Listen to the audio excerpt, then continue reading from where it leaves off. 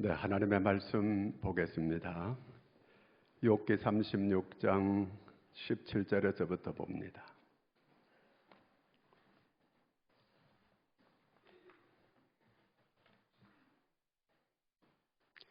한 절씩 같이 교독을 하도록 하겠습니다.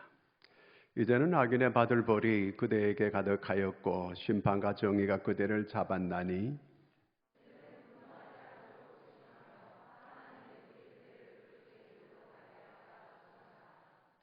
그대의 부르짖음이나 그대의 능력이 어찌 능히 그대가 공고한 가운데에서 그대를 유익하게 하겠느냐.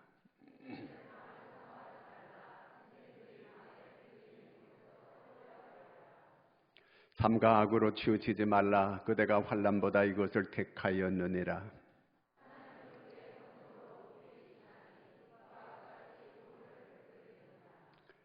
누가 그를 위하여 그의 길을 정하였느냐. 누가 말하기를 주께서 불의를 행하셨나이다 할 수 있으랴.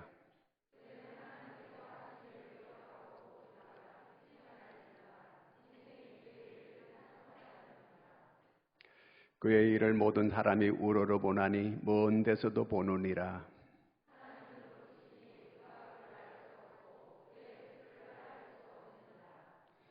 그가 물방울을 가늘게 하시며 빗방울이 증발하여 안개가 되게 하시도다.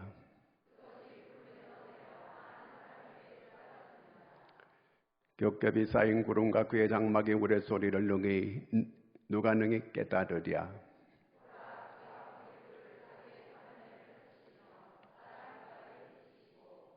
이런 것들로 만민을 심판하시며 음식을 풍성하게 해주시느니라.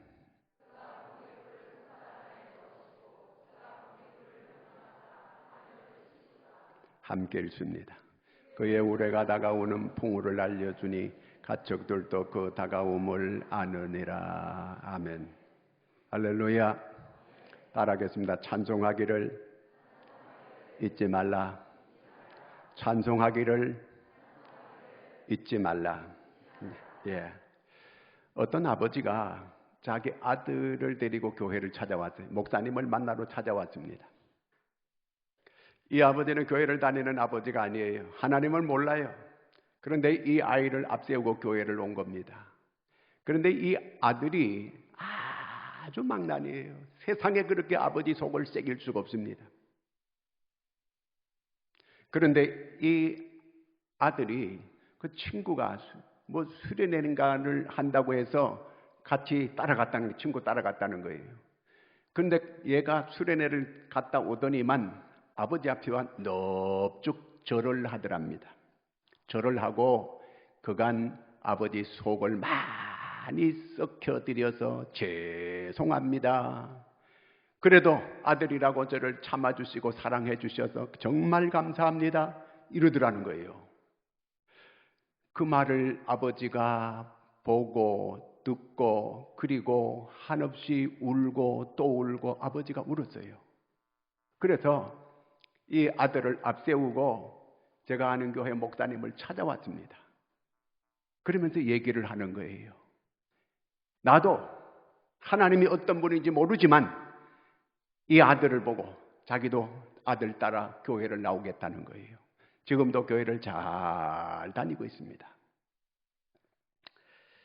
자, 부모가 자식한테 바라는 게 뭘까요?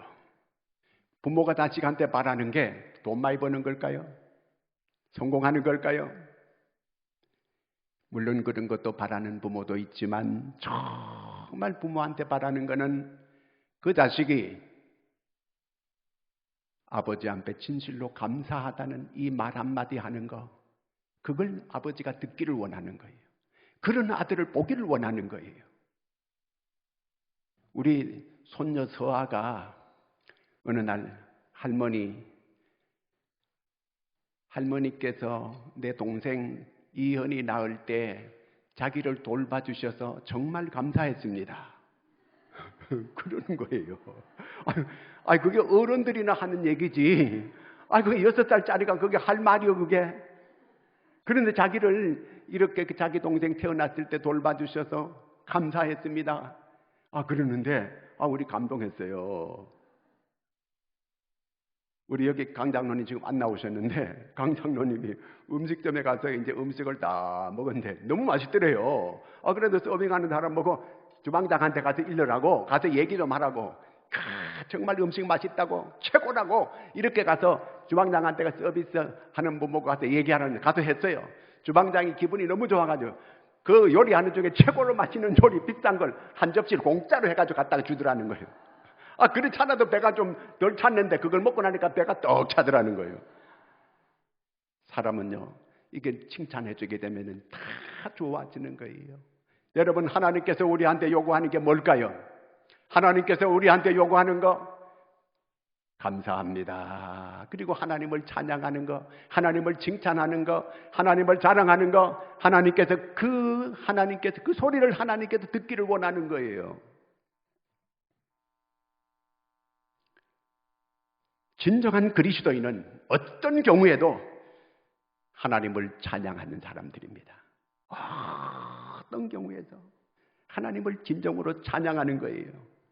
찬양이라는 그 말은 할랄이라는 말입니다. 할랄, 히브리 말로 할랄은 하나님을 찬양하다, 칭찬하다, 자랑하다, 송축하다, 뭐 이런 내용이에요.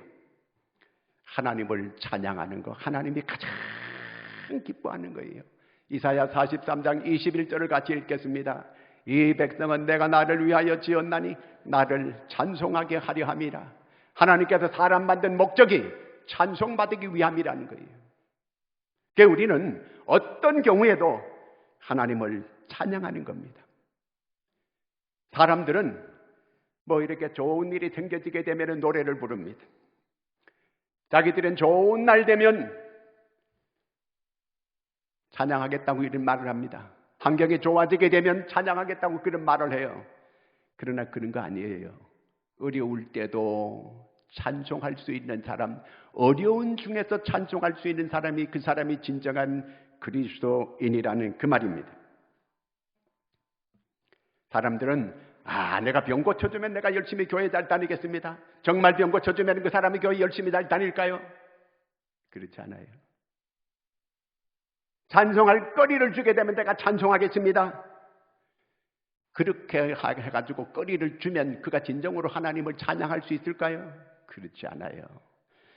남을 원망하는 사람은 늘 원망하고 불평하는 사람은 늘 불평합니다. 환경이 좋아지게 되면은 그저 그 입에서 좋은 소리가 나올 것 같지만 그렇지 않아요. 오히려 환경이 좋아지면 더 불평하고 원망하고 그렇게 합니다. 감사하는 사람은요, 어떤 경우에도 감사합니다. 어떤 경우에도 감사해요. 어떤 경우에도 감사하는 그런 사람, 그 사람이 진정한 그리스도인이에요. 욥기는 고난의 책입니다. 의로운 고난에 대한 그런 내용입니다.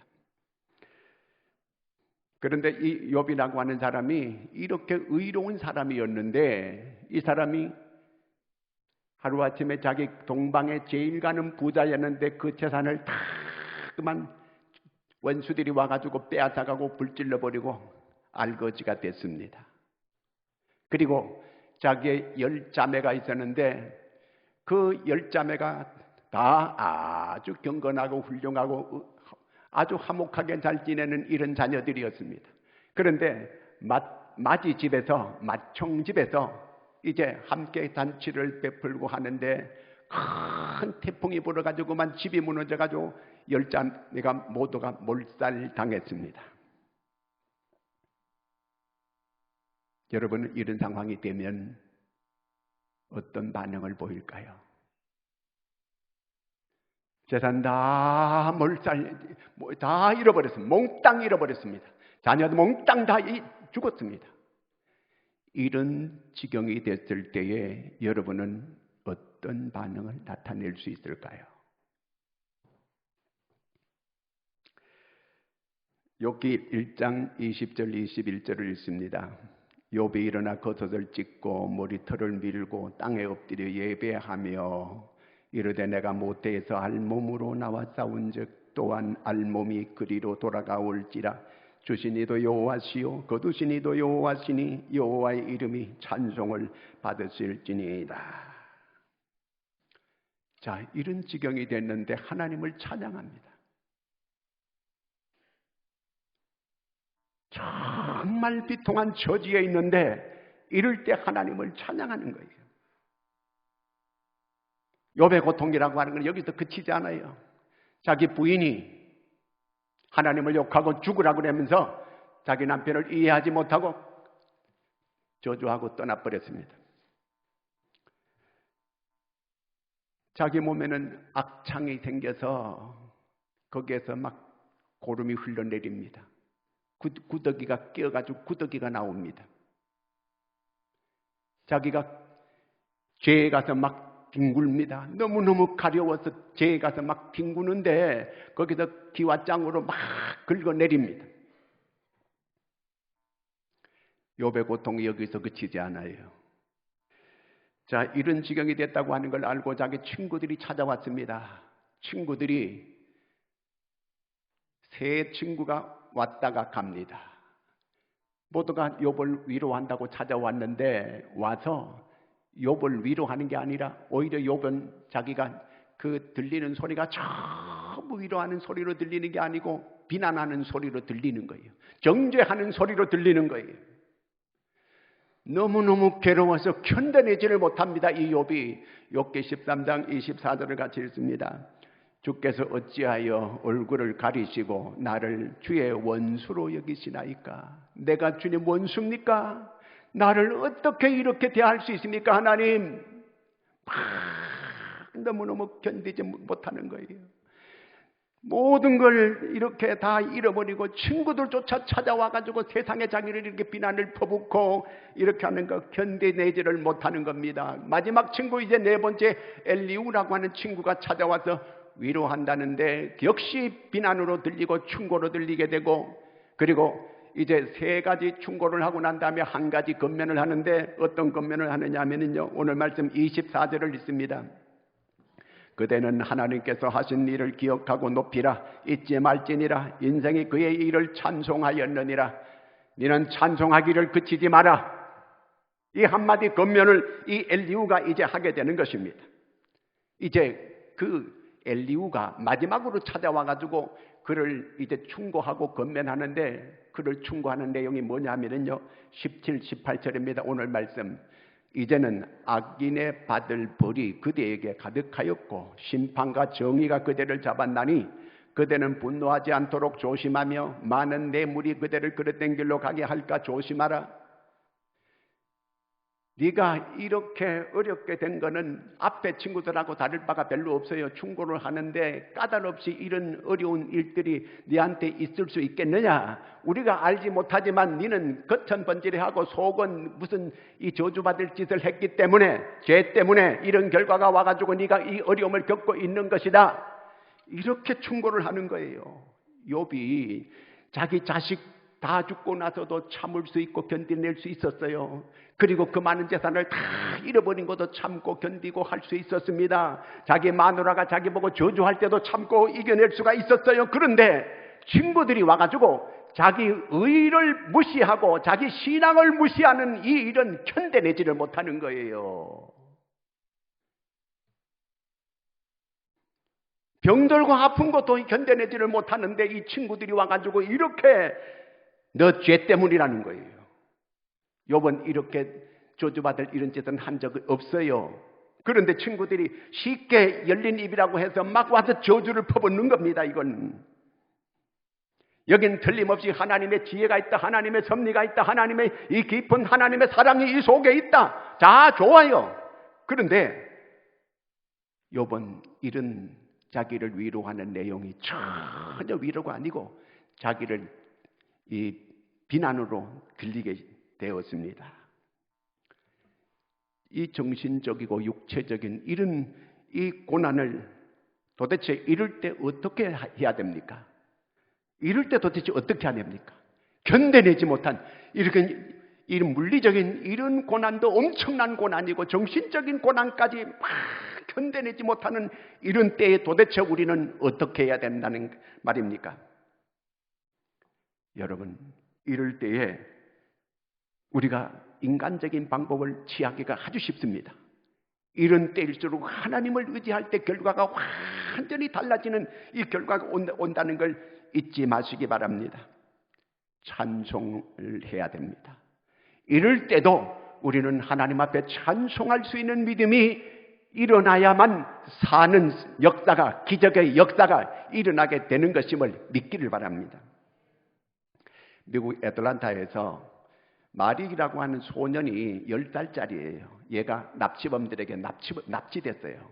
용돈 준다고 하면서 이렇게 미혹해가지고 얘를 납치했습니다. 얘는 그래도 늘 마음에 바라는 게 여기 드럼치고 막 찬양하는 게 이런 게 늘 마음의 꿈이었어요. 그런데 얘가 붙들려 가가지고 계속 하나님을 찬송하는 거예요. 그러니까 납치범들이 야, 그 찬송하지 마. 그런데도 얻어 터지면서도 계속 찬송을 했어요. 결국은 이 납치범들이 이 찬송에 녹았어요. 찬송에서 누그러지는 역사가 일어나. 찬송이 무기였어요. 이 아이는요. 그렇게 찬송 못하게 막 쥐어박는데도 계속 찬송을 했더니 이 사람들이 찬송의 감동을 받아가지고 이 얘를 풀어줬어요. 기적이 일어났습니다. 이 아이의 무기는 찬송이었습니다. 먹구름이 몰려오고 정신적으로 육체적으로 큰 고난이 밀려올 때 마음속으로부터 이렇게 우러나는 이 놀라운 찬송을 할 때 여러분 그 찬송이 사람을 살리는 역사가 일어나게 되는 줄로 믿으시기 바랍니다. 찬송을 할 때 그 생명의 역사가 일어나게 되는 것입니다. 사도행전 16장 읽겠습니다. 24절.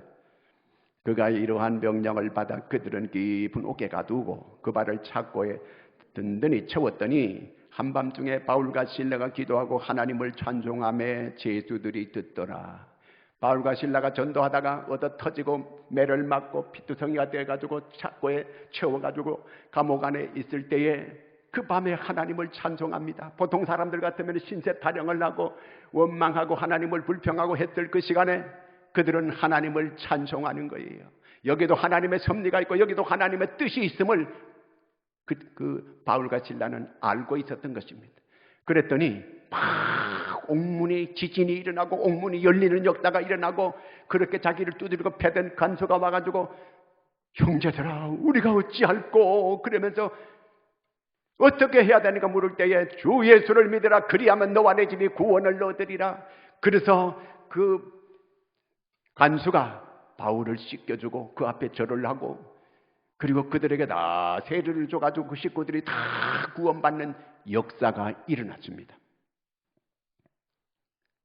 그리스도인은 이렇게 하는 것이 그리스도인입니다. 어려운 일이 있을 때에 여러분 우리가 하나님을 찬송하면 반드시 하나님의 역사가 나타나게 되어 있습니다. 역대하 20장 20절을 읽습니다. 이에 백성들이 아침에 일찍 일어나서 드고와 들로 나가니라. 나갈 때에 여호와 사마시 서서 이르되 유다와 예루살렘 주민들아 내 말을 들을지어다. 너희는 너희 하나님 여호와를 신뢰하라. 그리하면 경고히 서리라. 그의 선지자들을 신뢰하라. 그리하면 형통하리라. 여호와를 신뢰하라. 그리하면 너희가 굳게 서리라. 경고히 서리라. 경고히 서리라. 여러분 우리가 찬양할 때 하나님께서 우리를 견고하게 세워줍니다. 위기의 때, 고난의 때에 우리가 찬송하면 하나님께서 우리를 견고하게 세워준다는 그 말입니다. 그러므로 진정한 고난이 있을 때 마음속에서부터 깊숙한 하나님의 은혜를 깨닫고 하나님을 찬송하면 거기에 놀라운 기적의 역사가 일어납니다. 제가 아는 목사님이 은퇴하신 목사님인데 아주 성공적으로 목회를 했습니다. 이분은 매일매일 하루에 10곡으로 하나님께 찬양을 돌리는 거예요. 매일 10곡을 하나님께 찬양을 해요. 그럴 때마다 감동이 되고 그럴 때마다 여러분 그분의 자녀는 다 판사가 되고 검사가 되고 그 아들들이 그렇게 됐어요. 정말 큰 은혜를 받았습니다.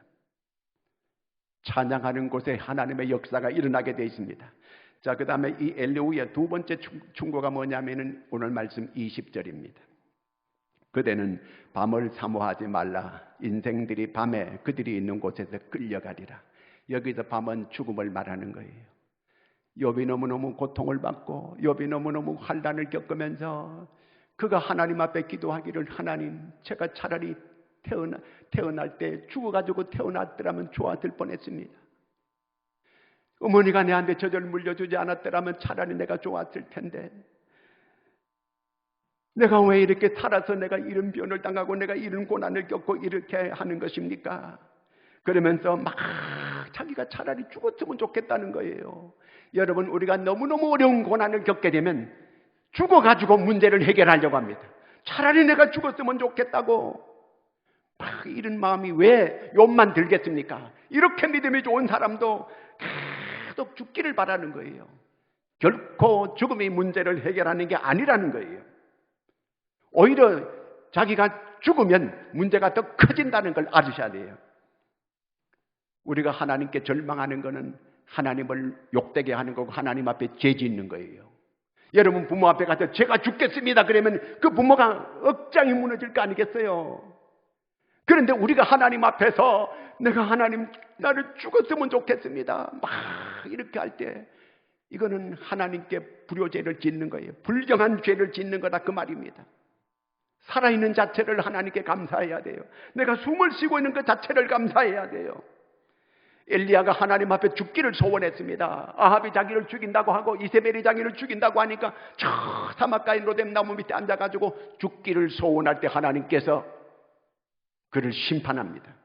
그의 사명을 빼앗아버려요. 그리고 그의 생명을 거두게 됩니다. 절대로 우리가 그러면 안 됩니다. 죽고 싶더라도 우리는 그런 말을 하면 안 되는 거예요. 살아있는 자체를 하나님 앞에 감사할 수 있기를 바랍니다. 21절을 세 번째 이 엘리후의 충고를 보겠습니다. 삼가 악으로 치우치지 말라. 그대가 환난보다 이것을 택하였느니라. 무슨 얘기입니까? 네가 악을 악으로 이렇게 해결하려고 하지 마라 그 얘기입니다.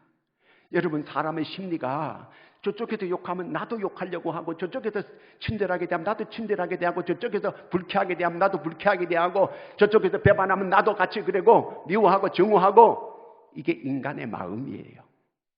그러나 그리스도인은 그렇게 하면 안 된다는 거예요. 우리는 고난을 받게 될 때에 선으로 대해야 됩니다. 어떤 경우에도 우리는 선으로 대해야 된다는 겁니다. 어떤 악한 방법으로 또도 할 때 절대 악으로 우리는 대적하면 안 된다는 거예요. 이제 마지막으로 엘리후가 건면하는 내용이 24절입니다. 24절 다시 읽겠습니다. 그대는 하나님께서 하신 일을 기억하고 높이라. 잊지 말지니라. 인생이 그의 일을 찬송하였느니라.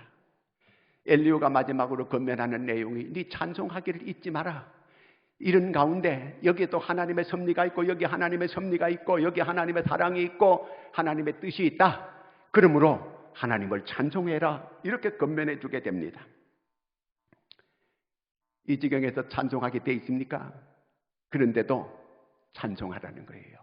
여러분, 고난 중에 어려운 중에 찬송하게 되면 그 찬송이 우리를 기뻐지게 만듭니다. 마음이 회복되어지게 만들어줍니다. 지금 마음이 아닌데 뭔 찬송을 하란 말인가? 아니에요. 그럴 때 하나님께 찬송하면 기뻐지게 하나님께서 만들어주게 된다 그 말입니다. 멀린 케로도스라고 하는 목사가 있습니다. 멀린 케로도스의 그 책 가운데 보면 찬송과 권능이라는 책이 있습니다. 찬송과 권능이라는 그 책 속에 이런 내용이 나옵니다. 어떤 부부가 있는데 자기 딸이 정신지체예요. 그래서 온갖 약을 다 해도 되질 않는 거예요. 그런데 어느 날 우연히 멀린 케로도스 목사님의 설교를 들었어요. 고난 중에 찬송하고 고난을 주신 그 하나님께 찬송하라고 하는 이런 그 설교를 듣게 됐습니다. 마음이 잘 안 됐겠지만 순종하자. 우리가 그 말씀대로 한번 순종하면 해보자. 그래가지고 매일 집에서 찬송하는 거예요. 하나님, 이런 정신지체도 감사합니다. 하나님 정신지체를 주신 것도 감사합니다. 감사하면서 계속 찬송을 했더니 그 딸이 깨끗하게 치료가 됐습니다. 그래도 시집가서 지금 애 놓고 행복하게 잘 살고 있다는 겁니다. 여러분, 찬송이 무기입니다. 찬송이 능력입니다. 찬송하면 역사가 일어나는 줄로 믿으시기를 바랍니다. 지금 사정이 상황이 안 좋고 모든 게 지금 잘 보이지도 않는 그런 상황이 터널 같은 그런 상황이라 할지라도 찬송해야 된다는 그 말입니다. 그럴 때 하나님께서 감사할 수 있게 하나님께서 만들어 주신다는 그 말입니다. 어떤 사람이 천국을 갔어요. 예수님께서 천국 문 앞에 계시더라는 거예요. 그래서 예수님께서 자기를 기쁘게 영접해주고 맞아주더라는 겁니다. 그래서 자기가 이제 쭉 살아온 뒤를 돌아봤어요. 자기는 혼자 걸어온다고 이렇게 인생길을 걸어왔는데 뒤돌아보니까 발자국이 4개가 있는 거예요. 자기 혼자 이렇게 걸어왔는데 그때 주님께서 말씀하시더라는 겁니다. 내가 너와 동행하지 않았느냐? 내가 너와 동행하였느니라. 그렇게 말씀하시는 거예요. 그런데 또 보니까 어떤 데 보니까 사망의 음침한 골짜기를 지나올 때는 발자국이 한 사람 발자국밖에 없는 거예요. 이럴 때는 주님께서 도대체 어디 가셨습니까? 그랬더니 그때는 내가 너를 업고 이 사망의 음침한 골짜기를 지나왔느니라. 이렇게 말씀하시는 거예요. 오, 주님 감사합니다. 감사합니다. 주님이 내가 그렇게 어려울 때 나를 업고 지나왔다는 걸 자기는 몰랐던 거예요. 여러분 지나온 생을 돌아보면 모두가 다 내가 내 힘으로 내 능력으로 살아왔다고 이렇게 여러분 생각하는 사람들이 많이 있어요. 그러나 그렇지 않다는 거예요. 내가 알든 모르든 주님께서 나와 함께 해 주었다는 겁니다. 나는 주님을 잊어버렸는데도 그때도 주님은 나와 함께 해 주셨다는 거예요. 사망의 음침한 골짜기를 지나올 때는 주님이 나를 업어서 지나오게 해 주셨다는 겁니다. 여러분, 우리가 무슨 조건이 그렇게 많습니까? 뭐 해주면 하나님 앞에 잘하겠습니다. 뭐 해주면 내가 하나님 앞에 이루하겠습니다. 그러지 마세요. 먼저 찬양하세요. 찬송을 잊지 않는, 감사를 잊지 않는 여러분들이 되기를 바랍니다. 마태복음 26장에 보면은요, 예수님께서 이제 최후의 만찬을 하십니다. 내일 이제 십자가 지십니다. 그러면서 최후의 만찬을 하고 이제 감난산으로 이제 그야말로 땀방울이 핏방울이 될 정도로 기도하러 가십니다. 이제 내일이면 바로 십자가에 못 박혀 죽는 날을 예수님이 알고 계십니다. 그 감난산으로 갈 때에 이렇게 하십니다. 찬미하며 가니라. 마태복음 26장 37절을 보겠습니다. 이에 그들이 찬미하고 감난산으로 나아가니라. 십자가를 앞에 두고 찬송하면서 십자가를 향하여 나아가시는 예수님, 십자가를 앞에 두고도 찬송했습니다. 오늘 우리 앞에 어떤 일이 있습니까? 찬송을 잊지 않는 여러분 되시기를 바랍니다. 찬송의 능력이 있음을 믿으시기를 바랍니다. 찬송하면서 나갈 때 하늘이 열리는 역사가 있음을 믿으시기를 축원합니다. 다 같이 우리 찬양하겠습니다. 내 영혼아 찬양하라. 찬양하라 내 영혼아 찬양하라 내 영혼아 내 손에 있는 것들아 다 찬양하라.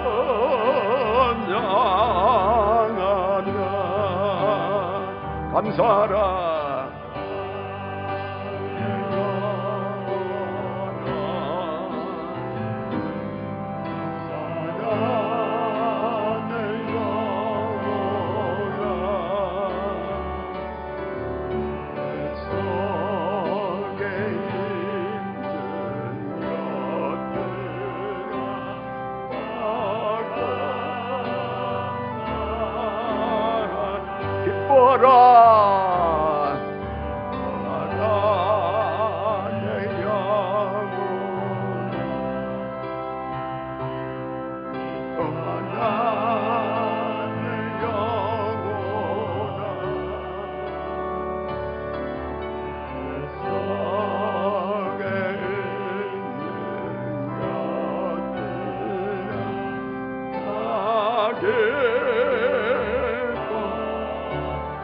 찬양하러 다시 한번 합니다. 찬양하라 내 영혼아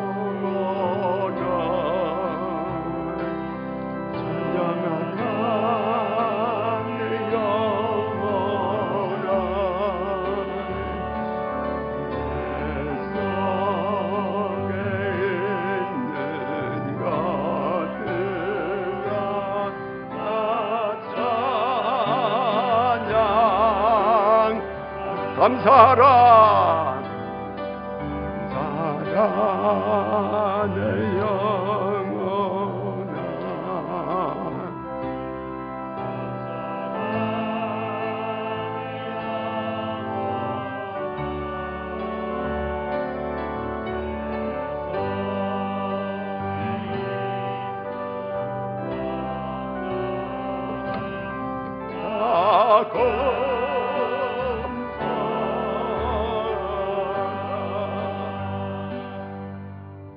하나님 아버지, 은혜를 감사합니다. 하나님이 없는 것처럼 우리는 아버지 하나님이여 외로워하고 힘들어하고 고난 중에 괴로워했던 저희들을 긍휼히 여겨주시옵소서. 여전히 하나님께서 함께하고 있음을 깊이 깨닫고 다시 한번 그 은혜에 감격할 수 있는 저희들이 되게 하여 주시옵소서. 하나님의 메마른 우리의 마음속에 주님을 찬양하는 깨달음이 일어나게 하여 주시옵소서. 어떤 경우에도 하나님을 찬양할 수 있는 믿음이 되게 하여 주시옵소서. 언제나 우리 입에서 찬양이 계속 되게 하여 주시옵소서. 그러므로 모든 하늘의 능력이 임하여 모든 일이 해결되고 길이 열리는 형통케 되는 은혜가 있게 하여 주시옵소서. 귀한 예물을 드리오니 주께서 연락하여 주시옵소서. 예수님의 이름으로 축복하며 기도하옵나이다. 아멘.